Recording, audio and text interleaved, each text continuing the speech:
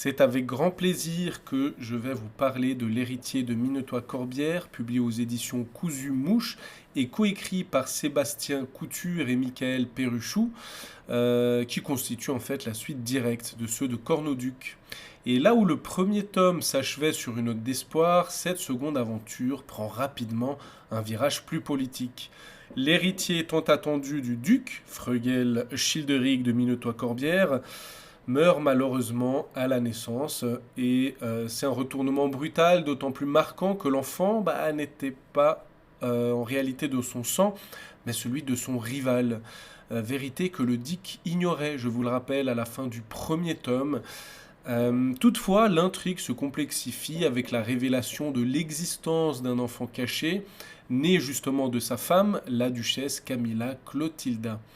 Et dès lors, évidemment, une question centrale va s'imposer, et qui est toute logique, mais qui ira le retrouver en Italie?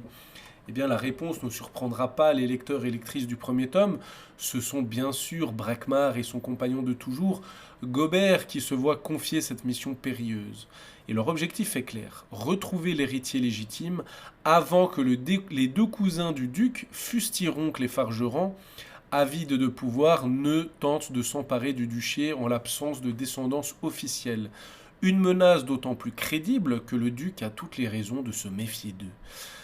En plus, le conseiller du duc, Martingale, personnage déjà bien connu du premier tome et plutôt mal aimé, c'est vraiment une langue de vipère, joue d'ailleurs un rôle clé en éventant l'existence de cet héritier secret aux deux cousins mal intentionnés. S'ensuit ensuite une véritable course contre la montre.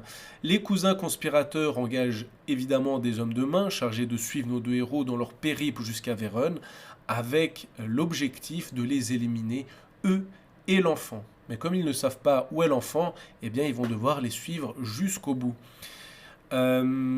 Étape par étape, et eux-mêmes vont vraiment vivre de grandes aventures. Sans entrer dans les détails, encore une fois, de ce périple riche en rebondissements, on peut souligner l'élargissement bienvenu de l'univers. Ce second tome compte encore davantage de tavernes que le premier et offre surtout un véritable dépaysement grâce à son ouverture vers l'Italie. Le voyage insuffle vraiment un vent de fraîcheur au récit, tant dans les décors que dans les rencontres.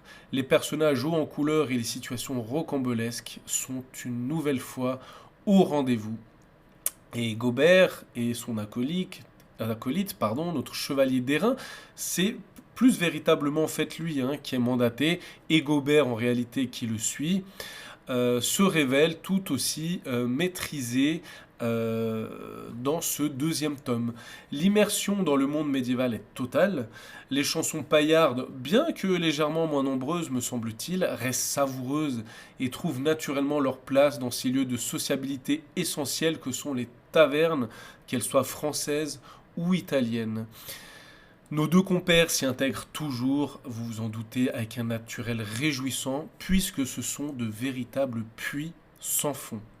Enfin, ce volume permet d'approfondir la psyché aussi et le passé de Brakmar, le chevalier d'airain, apportant une épaisseur supplémentaire à un personnage déjà fascinant. Et c'est vraiment un véritable plaisir de lecture. Donc j'ai envie de vous dire que L'héritier de Minotois-Corbière est une suite pleinement réussie. Les lecteurs ayant apprécié ceux de Cornauduc auraient vraiment tort de passer à côté de ce second tome, au moins aussi solide et peut-être, et j'en suis même sûr en fait, encore plus dépaysant. Et c'est avec un plaisir incontrôlé, je vous l'avoue, que je passe au troisième tome, Le siège de Montfureur.